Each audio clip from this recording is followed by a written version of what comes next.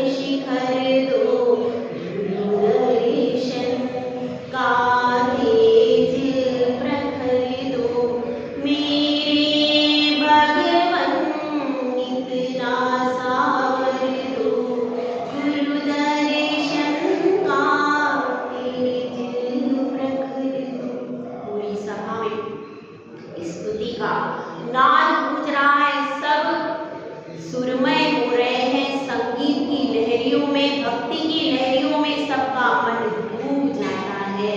और उसी डूबते हुए मन में, भक्ति के डूबते हुए सागर में उतरते चढ़ते वह कृष्ण कुमार भी आकर के अपनी सीट पर विराजमान हो जाता है।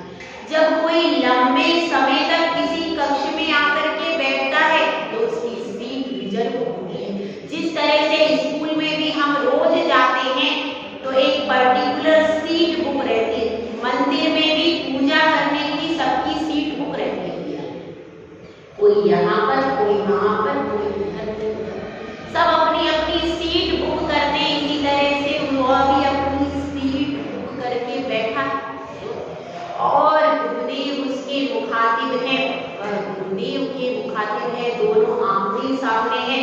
सारी जनता की दृष्टि अभी कृष्ण कुमार पर है, क्योंकि जब तक वह प्रश्न नहीं करता तब तक व्यक्ति कृष्ण कुमार को देखेंगे, और जब वह प्रश्न कर देगा तो गुरुदेव उत्तर देंगे, तो सबकी दृष्टि पलट करके गुरुदेव के ऊपर आ जाएगी। तो इस तरह से कृष्ण कुमार कहता है, गुरुदेव मैं एक पक्ष प्रस्तुत करना हूँ, आप बार बार इस पक्ष को हटाते जाते हैं। मैं घन का पक्ष प्रस्तुत करना हूँ, आपने घन का पक्ष निरस्त कर दिया। मैंने भोग का पक्ष रखा, आपने भोगों का पक्ष निरस्त कर दिया। लेकिन अब जिस चीज को आप साथ में लेकर के बैठे हो, मैं उसका पक्ष प्रस्तुत करता हूँ, आप उसका पक्ष कैसे निरस्त करोगे? क्योंकि वो चीज तो अब भी आपके साथ है। ठीक है आप घर छोड़ाए, ठीक है आप भोग छोड़ाए, ठीक है आप पत्नी पुत्र मकान छोड़ाए, लेकिन वो चीज तो आपके साथ अब भी है।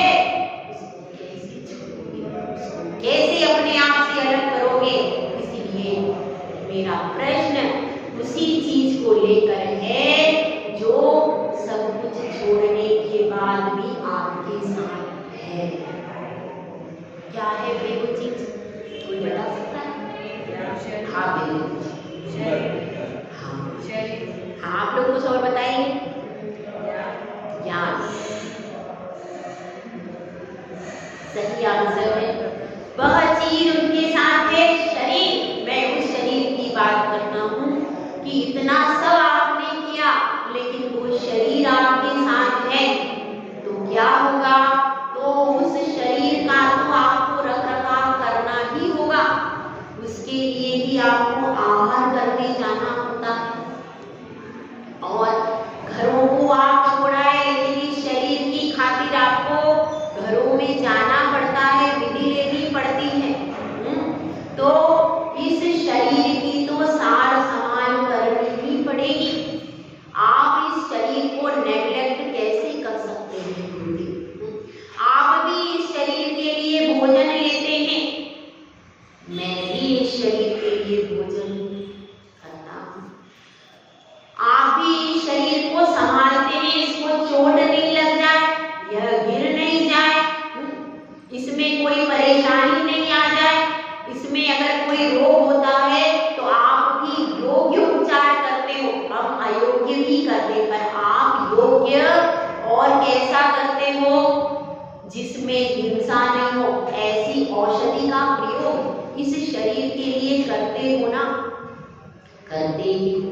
तो जब आप भी इसका उपचार करते हो, हम भी उपचार करते, आप भी संभाल करते हो इसकी, हम भी संभाल करते हैं, तो फिर आप में और हम में अंतर क्या आ गया? अंतर क्या आ गया?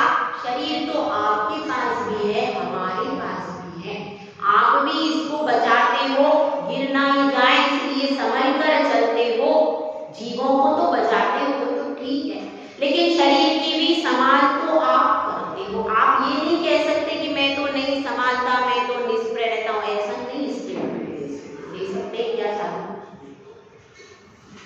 जो हमारे साथ है उसे तो संभालना पड़ेगा। ठीक है पत्नी को नहीं संभालेंगे वो वही घर पे रहेंगे, पुत्र को नहीं संभालेंगे वो घर पे रहेंगे, ये सब चल जाएगा, लेकिन इसको तो आपको संभालना ही पड़ेगा।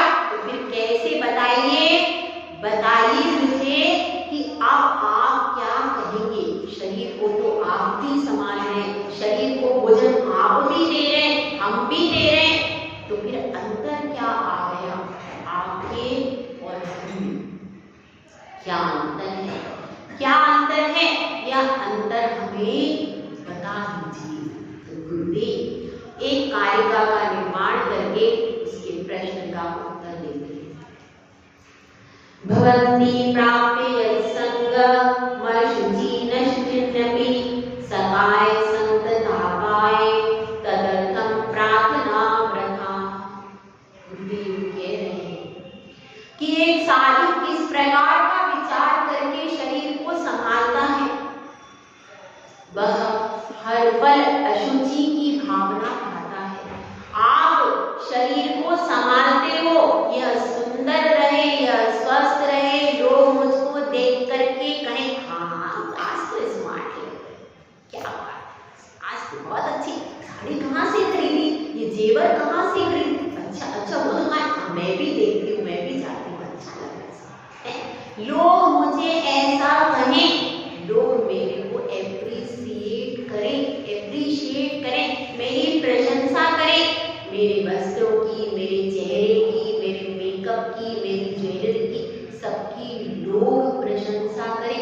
इसलिए आप अच्छे वस्त्र पहनते हो, ध्यान रखना, अपने लिए नहीं पहनते हो।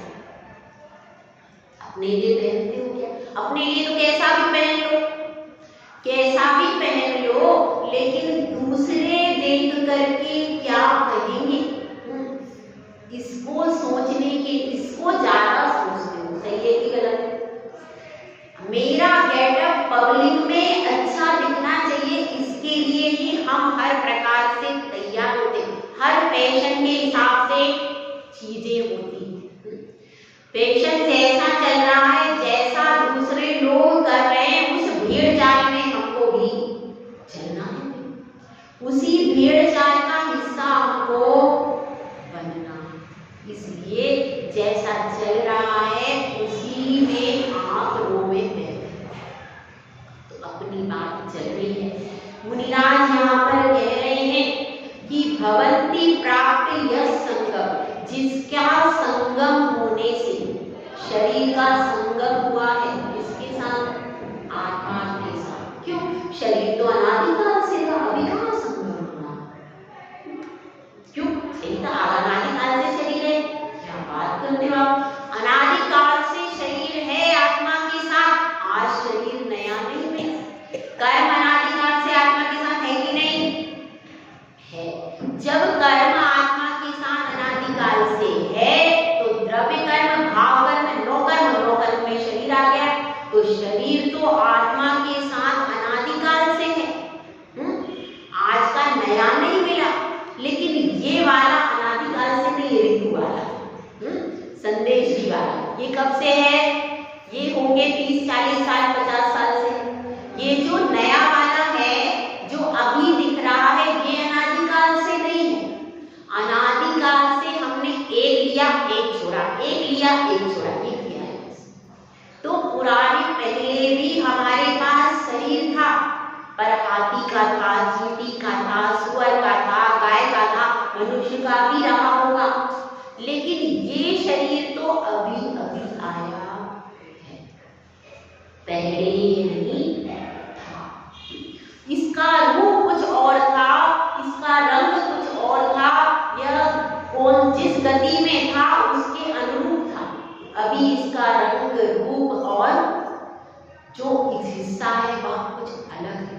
कहते हैं एक व्यक्ति के जैसे 8 प्रतिरूप हो सकते हैं, ऐसा मैंने कहीं पढ़ा था पहले कि 8 हम शक्ल हो सकते हैं एक व्यक्ति के। यानी आपके ऐसा सोचो, मेरे जैसा कोई नहीं, ऐसा मत समझना। हम शक्ल भी कहीं ना कहीं आपका एक ना एक तो जरूर होता है।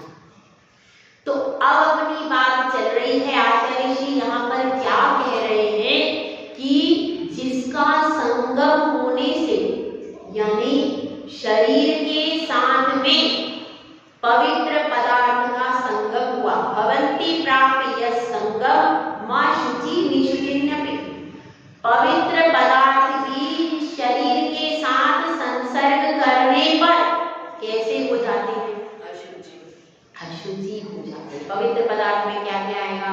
गुलाब का इत्र है, चंदन है, केसर है, फूलों का तरह तरह का क्या आ जाता है, तरह तरह के फूल, बेसन है, उबटन है, दूध है, दही है, मक्खन है, मलाई है, और क्या क्या लगाते हैं भैया, घी है, तरह तरह। अब आजकल तो ये कोई नहीं लगाता, वो फेस वॉश लगाता है, उससे पूरे चेहरे का सत्यानाश हो जाता है। क्या लगाते हैं, फेस वॉश, वो काय के लिए, सत्यानाश के लिए। जो स्किन की नेचुरल ब्यूटी है, जो स्किन की नेचुरली क्या होती है, ये होती है रोम छिद्र की नेचुरल जो होती है, वो सारी उसकी ब्रीदिंग क्या हो जाती है, ये जो होती है इसमें स्पंदन, वो सारे रोम छिद्र बंद हो जाते हैं और डेड स्किन हो जाती है। इससे फेस वॉश, इसलिए फेस वॉश करता है असली स्किन के सौंदर्य का सत्यानाश। ठीक है, तो अब क्या बात चल रही है, उसको आप तरह तरह के इत्र फुलेर से सुंदर सुंदर लगाते हो, चमकाते हो, लेकिन आधे घंटे के बाद वह इत्र, वह लिपस्टिक, वह नेल पॉलिश, वह ट्यूब उतार करके आप रख दो तो कैसा रहेगा, कैसा दिखेगा, वह बिल्कुल दुर्गंध युक्त हो जाता है और लगे लगे ही 5-10 मिनट के बाद उसकी सुगंध तिरोहित हो जाती है, ऐसी स्थिति है। तो इस शुचि पदार्थ है, पवित्र पदार्थ भी अशुचि नपि, अशुचि हो जाते हैं, अपवित्र हो जाते हैं। ऐसा इतना अपवित्र यह क्या है, शरीर। तो मुनिराज कह रहे हैं यह अपवित्र शरीर है, और इस अपवित्र शरीर का विचार मुनिराज प्रतिपल करते रहते कि भाई मैं इस शरीर को भोजन भी दे रहा हूं, तो भोजन देते समय भी यह बराबर ध्यान रखते हैं कि इसमें साधना करनी है, इससे मुझे संयम का पालन करना है, षड आवश्यकों का पालन करना है, और क्या करना है, 4 टाइम स्वाध्याय करना है, 3 टाइम सामायिक करना है, और संघ में वैयावृत्ति करनी है। अगर किसी को कोई परेशानी है तो उसके शरीर का उपचार किस प्रकार से होता है, केवल वैयावृत्ति शरीर को दबा के नहीं होती, वचनों के द्वारा भी वैयावृत्ति होती है, और उसके योग्य व्यवस्था करा देना, चौके में उसके योग्य औषधि कर देना, वैद्य आदि की व्यवस्था कर देना। संघ में कोई दीदी या ब्रह्मचारी है तो उसको योग्य निर्देशन दे करके उसका विधिवत आहार कराना, यह सारा किसमें आता है, वैयावृत्ति। तो वैयावृत्ति के लिए चाहिए तो श्रावक आहार करता है, कार्य के लिए श्रावक आहार करता है, शरीर मेरा स्वस्थ बने, मेरे शरीर में बहुत शक्ति आए और मैं सबको अच्छा दिखूं, इसके लिए श्रावक आहार करता है। लेकिन साधु आहार करता है उसके मूल गुणों को पालन करने के लिए, कि ये मूल गुण पालन करने के लिए ही मैं आहार कर रहा हूँ, वह तो ऊर्ध्वर आहार करता है। साधु प्रतिदिन ही ऊर्ध्वर करता है, पूरा अगर पूरा पेट भर के आहार कर लेगा तो सामायिक नहीं कर पाएगा, क्योंकि जैसे ही आहार का समय समाप्त होता है वैसे ही सामायिक का समय शुरू हो जाता है। आहार करने के तुरंत बाद आपको सामायिक करनी है। यदि आपने ज्यादा आहार कर लिया तो आकुलता भी हो सकती है और फिर सामायिक हो पाएगी।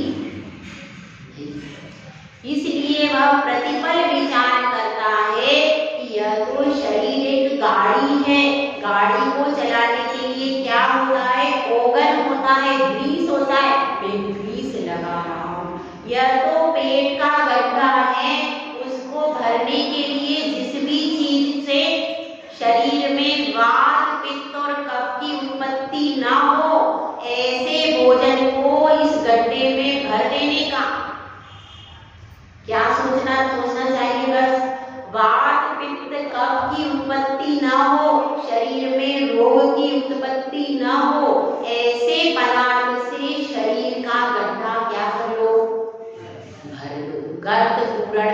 पहुँचते हैं। और जिस प्रकार से भ्रमर होता है, फूल का रस लेता है, फूल को कष्ट नहीं पहुंचाता, इस तरह की प्रवृत्ति किसकी होती है? साधु है। यह साधु की वृत्ति है। इसके लिए साधु शरीर का पोषण करते हुए भी पोषण नहीं कर रहा, खाते हुए भी नहीं खा रहा। क्यों? इसलिए नहीं क्योंकि वह शरीर के ऊपर उसकी दृष्टि ही आत्मा के ऊपर दृष्टि है।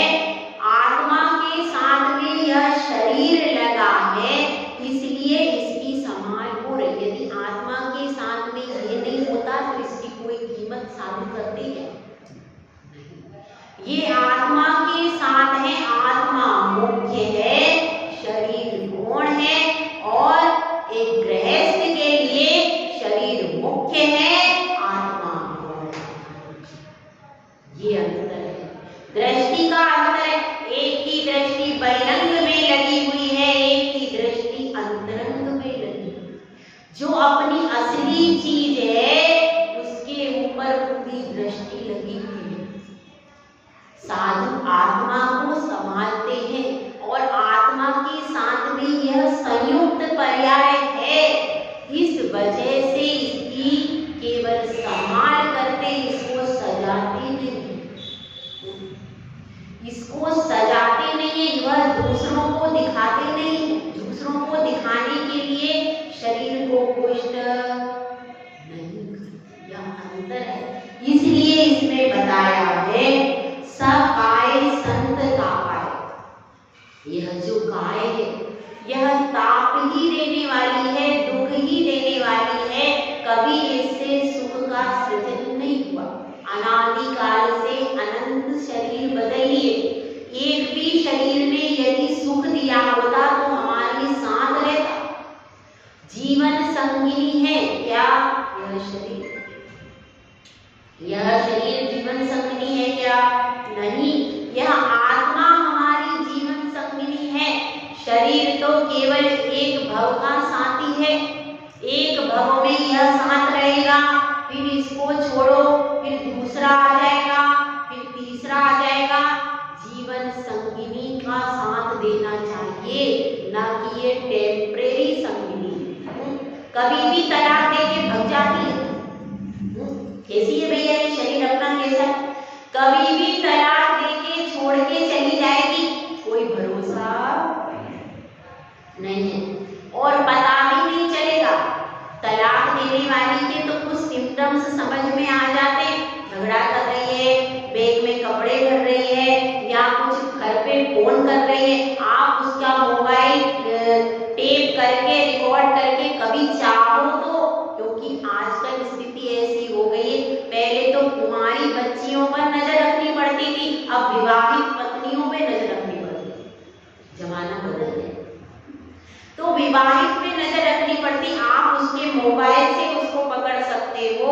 अगर कमरे में अकेली है और कोई आ रहा तो उसको पकड़ सकते हो। लेकिन भैया ये शरीर तो ऐसा है, कब यह छोड़ करके चली जाए कोई भरोसा नहीं।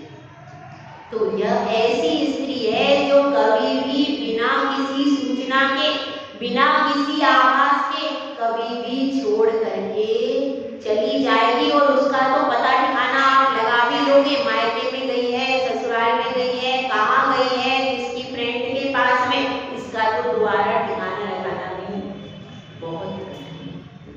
तब भी हम जीवन भर इसकी संभाल करते रहते। तो एक बात और लिखी है, तदर्थम प्रार्थना प्रथा। इस शरीर के लिए तुम प्रार्थना करते हो भगवान से, मेरा ये रोग ठीक हो जाए भगवान, मेरा ये शरीर में से क्या हो रहा है, शरीर में यदि कोई रोग उत्पन्न हो जाए तो प्रतिदिन अगर आप उसकी प्रार्थना करते रहते हो शरीर के रोग की मुक्ति की, तो शरीर के रोग की मुक्ति की प्रार्थना व्यर्थ है। क्यों?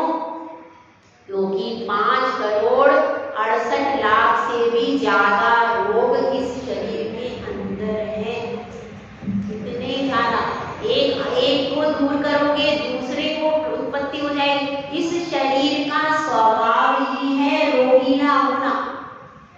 इसका औदार्य शरीर। इस औदार्य शरीर का स्वभाव है, इसमें कोई ना कोई रोग होता ही रहेगा।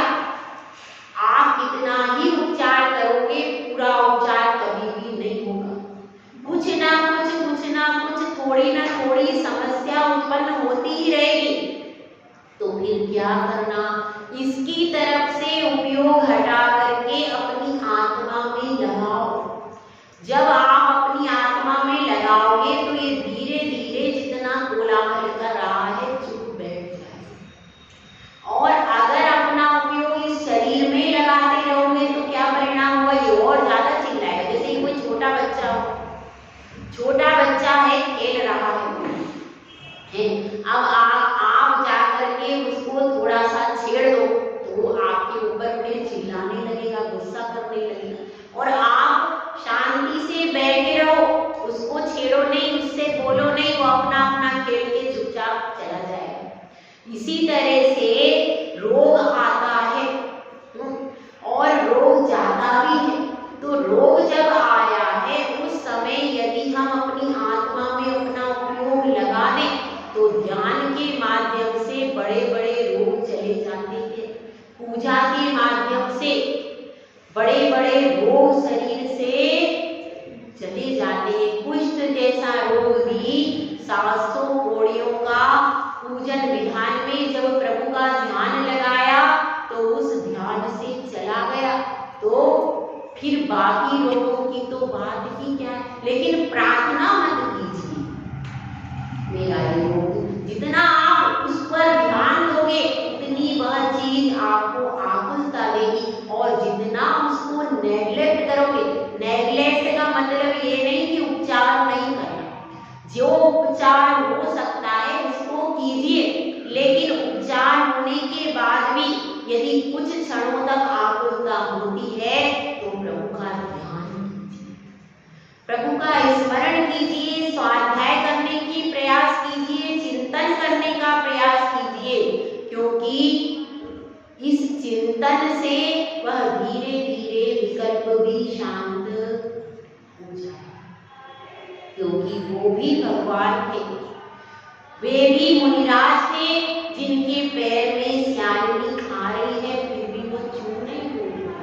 क्यों? उनका शरीर नहीं था, उनका भी तो था, लेकिन उन्होंने अपना उपयोग पूरा का पूरा आत्मा में इतना गहरा लगा लिया कि शरीर की चीजों को महसूस करते हुए भी उसको महसूस नहीं कर रहे, इतना अपने अंदर दृढ़ लगा दिया। तो हमारे तो कोई ऐसी विपत्ति है, उपचार भी बराबर कर रहे हैं तो थोड़ा ना थोड़ा तो उसमें अंतर पड़ता ही है। किसी का कुछ समय बाद, किसी का कुछ समय बाद, थोड़ा थोड़ा तो अंतर। तो जब तक अंतर पड़ता है उस अवस्था में आकुलता ना करके निराकुलता का परिचय, यह समझे कि भाई ये मुझसे अलग है, मैं इससे अलग हूँ। यह शरीर भेद विज्ञान कब करना चाहिए? जब शरीर में रोग उत्पन्न हो, जब आपको भोजन न मिले, जब परेशानी सामने खड़ी हो, तब क्या करना चाहिए? तब हमको भेद विज्ञान करेंगे, क्योंकि ज्ञानार्णव ग्रंथ में आया है आत्मा को दुख से भावित करो। दुख में प्राप्त किया ज्ञान हमेशा बना रहता है, जबकि सुख में प्राप्त किया ज्ञान दुख में नष्ट हो जाएगा। क्यों?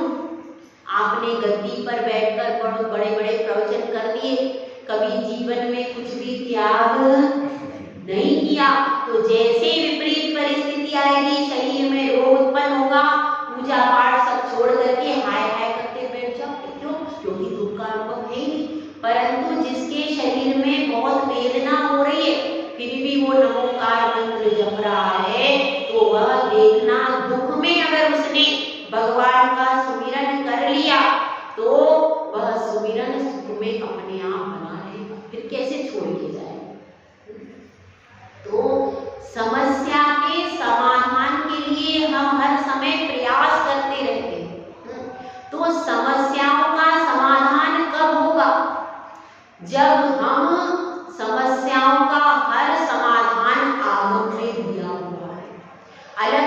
कुछ ढूंढने की जरूरत नहीं है, अलग से कोई त्याग करने की आपको जरूरत नहीं है, अपनी जिनवाणी खुद लिखने की कोई जरूरत नहीं है। हर समस्या का समाधान है। आप सप्त व्यसन का त्याग कीजिए, अष्टभुज पालन कीजिए, प्रतिदिन भगवान का अभिषेक कीजिए, पूजा कीजिए, स्वाध्याय कीजिए। यह सारे साधन जो रेगुलर करता है उसके जीवन में समस्याएं समाप्त हो जाती। सारा कुछ जिनवाणी में दिया हुआ है। समस्याओं के लिए इधर उधर भटकने की जरूरत नहीं है। आगम की छांव में आ जाइए, प्रभु की चरणों में आ जाइए, आपकी समस्याएं अपने आप सुलझ जाएंगी। और देखिए, आज से अष्टानी का पर्व प्रारंभ हुआ है। जिस दिन से मैना सुंदरी ने विधान प्रारंभ किया, फागुन की अष्टानिका में विधान प्रारंभ किया था। उसने 2 बार विधान किया था, एक बार फागुन की अष्टानिका थी, तो फागुन की अष्टानिका में उसने विधान किया था। ऐसा ही पावन पर्व अपने समक्ष आ गया है। तो हम सबको जो इसमें अपने भावों की विशेष विशुद्धि बनाता है, जाप करता है, अनुष्ठान करता है, मंत्र जाप करता है, तो जब मैना सुंदरी 700 कोड़ियों को निरोध कर सकती है, तो हम क्या अपनी छोटी सी समस्या को नहीं सुलझा सकते? हम भी सुलझा सकते हैं आगम के माध्यम से। निराकुल होकर के यदि शांति से अपनी समस्या का समाधान ढूंढेंगे तो आपको लगेगा कि स्वाध्याय में हर पक्ष में, हर अक्षर में मेरा समाधान छिपा है। अभिषेक के कलश में आपका समाधान छिपा है, पूजन की थाली में आपका समाधान छिपा हुआ है। और उसको खोज करके अगर आप ला पाए तो आपके जीवन में चमत्कार होते देर नहीं लगेगी। तो इस कारिका में आचार्य श्री यही कह रहे हैं, शरीर से विरक्त भाव यह तुम्हारा नहीं है, यह अशुद्धि है, यह अपवित्र है और प्रति समय साथ रहने वाला, जिसका टेम्परेचर